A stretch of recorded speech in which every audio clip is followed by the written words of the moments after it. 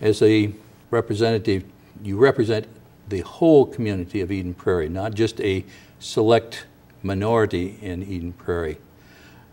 And that's one of the differences. I would represent the entire community. Democratic Visions is produced by volunteers for DFL Senate District 42. Our third guest tonight is also running for the Minnesota House of Representatives.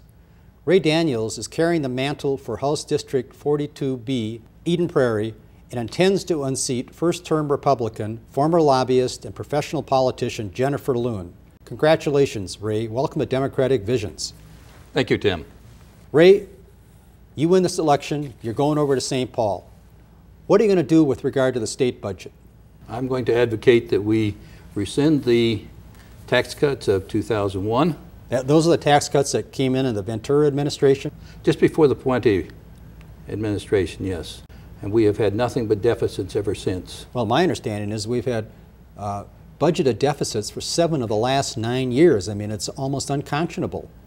It is. It is. And it's, the worst part of it is that it really doesn't hurt the state as much as it hurts your county and city and school district.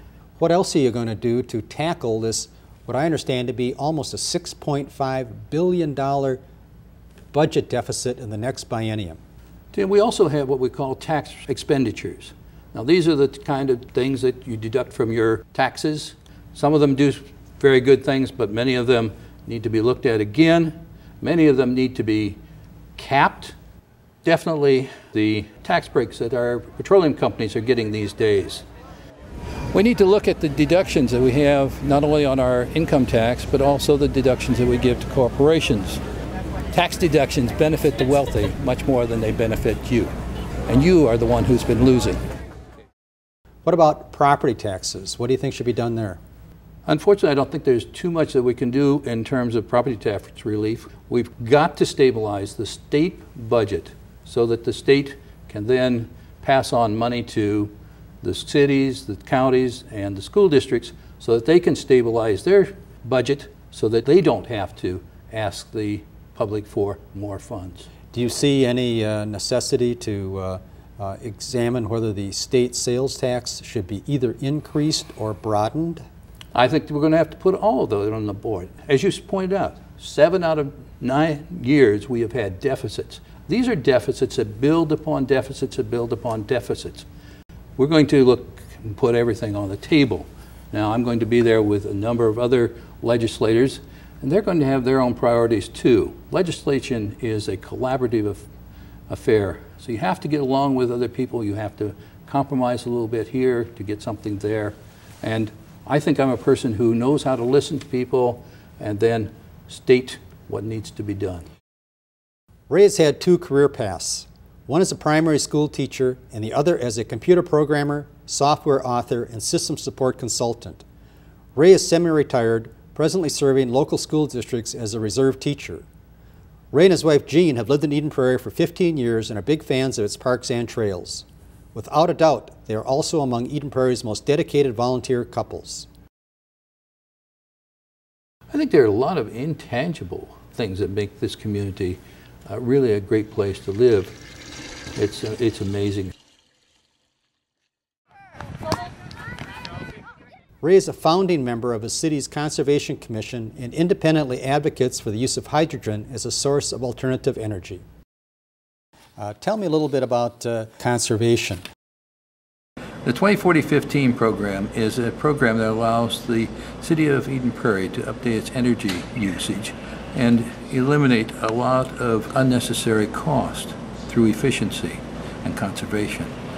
Conservation is an energy saver, which is also a money saver, and that's what I want to bring to the House of Representatives.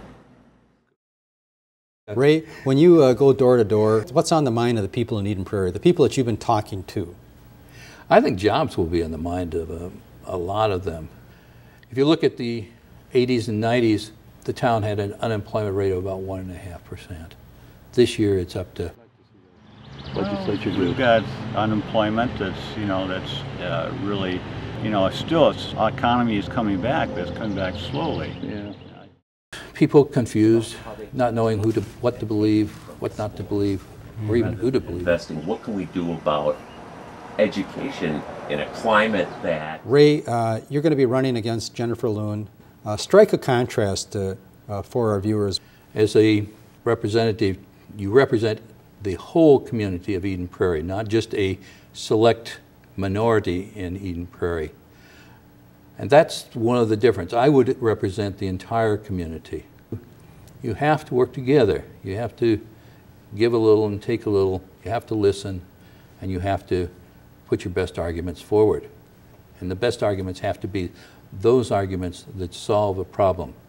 I think of myself as a pragmatist, one who wants to solve the problem, not one who wants to accuse the other side of doing this or doing that. Absolutely, very well spoken, Ray. Thank you.